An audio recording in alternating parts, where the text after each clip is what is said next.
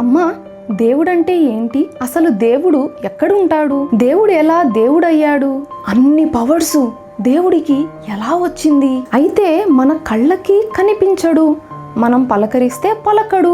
అలాంటి దేవుణ్ణి మనం ఎందుకు మొక్కాలమ్మా? ఇలాంటి ప్రశ్నలు అడగకూడదు, కళ్ళు పోతాయి. లంపకాయలేసుకో.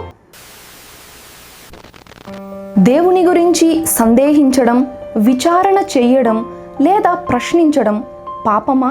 ఈ ఎగ్జాంపుల్స్తో తెలుసుకుందాం.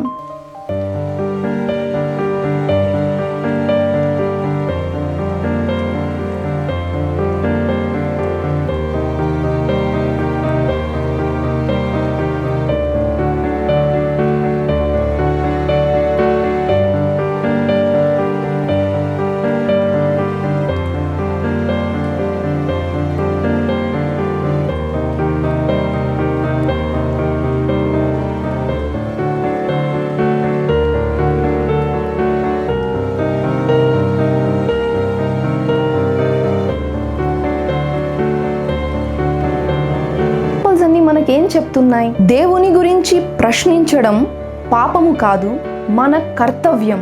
ఎలా విచారించాలి అనే పద్ధతి గురించి తెలుసుకుందాం.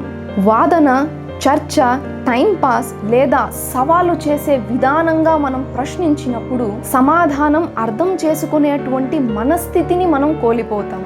వినయం, విధేయత మరియు అర్థం చేసుకోవాలనే కోరికతో సందేహాలని, ప్రశ్నలని వ్యక్తపరచడం మన గమ్యాన్ని చేరుకునేటువంటి సరైన విధానం.